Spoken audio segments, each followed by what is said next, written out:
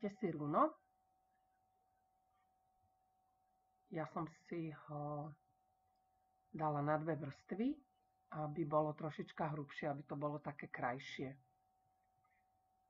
A vystrihnite si ho podľa toho dna, aké budete robiť. Ja mám dno 16x30 cm, ako ho vidíte napravo, a podľa neho som si to obkreslila a teraz si to môžem k tomu priložiť. Je lepšie si to urobiť trojlilinka väčšie, vôbec to nebude vadiť. Veľmi ľahko sa to dá zmenšiť. Keby ste si to urobili menšie, tak je to horšie.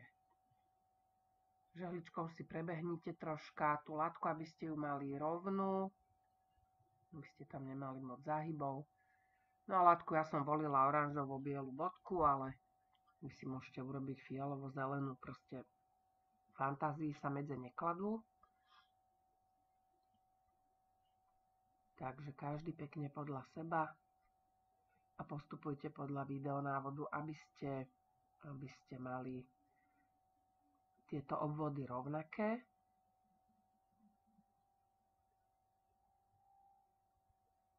A len pekne poobstrihujte. Ak máte len klasický šiaci stroj, nemáte overlockový, tak si normálne dajte cikcak a obehnite si ten okraj potom spolu.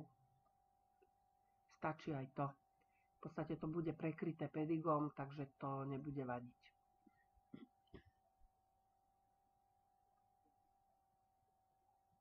Ja to teraz obehnem takto na overlocku, takže som si dala tú látku spolu s dvojitou vrstvou toho rúna.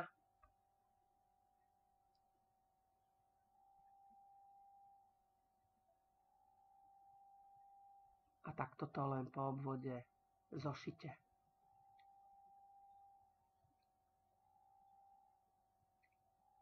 Ak máte niekoho s overlockom a keď ho máte aj vy, tak si to ušite overlockom. Keď nemáte a máte niekoho, kto vám to vie ušiť, tak si za ním vybehnite. Je to len takéto jedno kolečko obehnúť alebo cikcakom na klasickom šiacom stroji.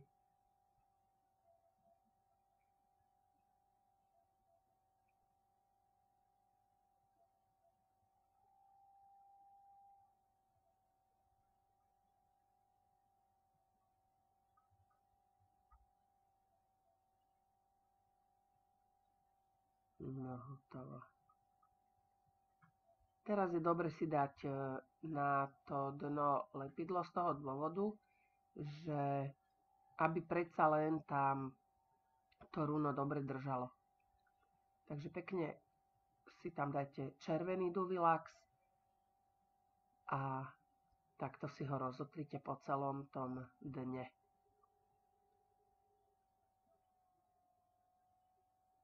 Ak by ste si to dno otočili a robili by ste to naopak, to znamená, že biela časť by išla do košika a hnedu by ste natreli a hneda by bola prekrytá, tak pokojne to urobte aj tak. Je to v poriadku. No a takto, keď je to priložené a prilepené, tak je tam istota toho, že sa to nebude posúvať teraz pri tomto prepichovaní.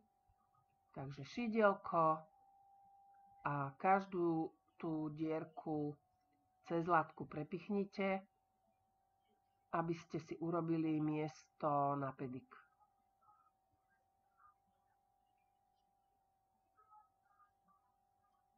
Nepôjde to hneď, není to, že za 3 minútky budete mať celé to dno alebo ten vrchnák hotový, ale pôjde to ľahko. Takže dolná časť je, teraz si dajte časť alebo prúd oproti, aby ste videli, ako to vychádza, aby ste hneď od začiatku korigovali tú látku, aby sa to náhodou neposúvalo. Takže ďalšia dierka. Vždy prepuchujte cez látku do dna, z hora dole a takýmto postupom pekne urobte to komplet dokola.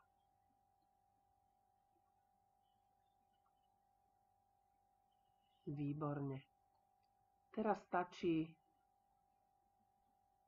založiť na dolnej časti dna, alebo teda vrchnáka, pedik, tak ako ste sa učili už v základnom kurze alebo na základnom košiku,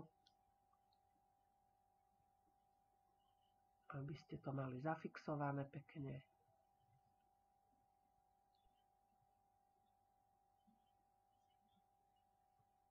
A vybavené.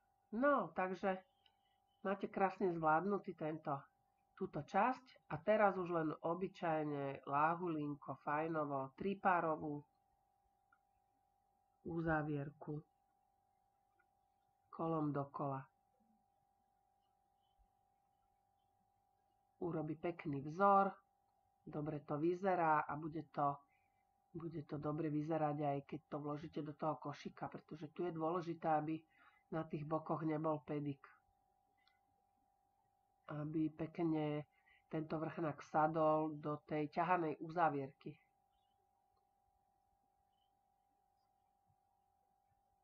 Hotovo. No a teraz už len poprestrkovať. Tu už si dávajte pozor, aby ste si neprenieravili tú látku. Takže pomôžete si šidielkom, prepichnete a prestrčíte. No a tu už len si určite stred, aby ste vedeli, kade budete robiť dierky na to madlo. Zhruba. Ja som sa rozhodla urobiť v strede madlo, v strede tieto dierky. Vidíte, musí tam byť presný počet tých osnovných prútov, tých párov. A pozrite, takto šidlom úplne v pohode prepichnete tú látku. Není to dobre robiť vrtačkou, pretože by sa vám tá látka z druhej strany mohla na ten vrták namotať. Celé by sa to mohlo roztrhnúť, to by bola škoda. Takže vyslovene len šidlom prepichnete a musíte tam ozaj pozorne tú dierku si nechať a to šidlo vytiahnete tak, že budete dávať pozor, aby sa tá dierka nezatvorila v tej látke a v tom rúne, aby ste tam vedeli prestrčiť ten pedik. A týmto spôsobom potrebujete poprestrkovať všetky páry pedigu toho madla.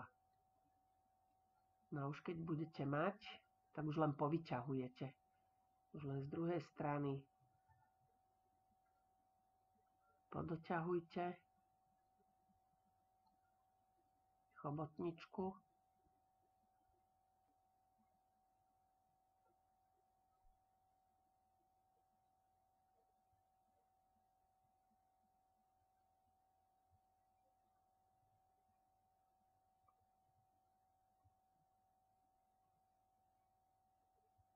Treba si tam vždy tú dierku dať na ňu pozor, aby zostala otvorená.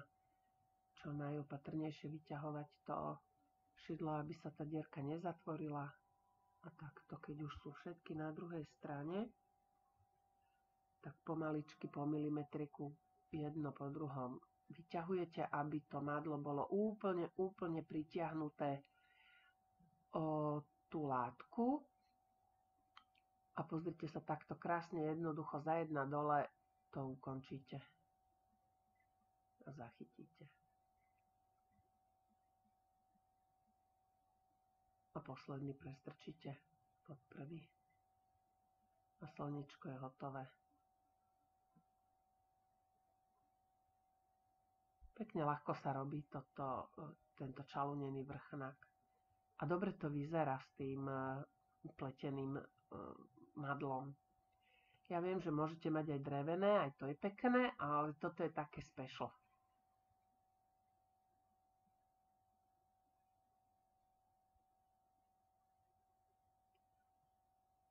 Nakoľko boli dosť dlhé tie prúty, ešte ste ich mohli ďalej pozapletať, ale takto je to fajn, jednoduché.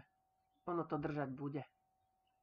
No, takže vrchnák s madlom je hotový a pozrite, ako krásne sedí do toho košička.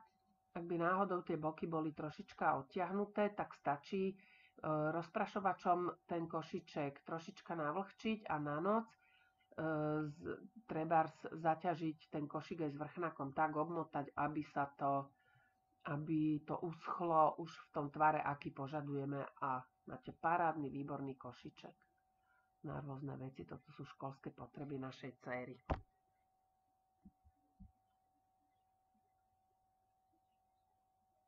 No, plastelína, farby, šup vrchnák a hotovo.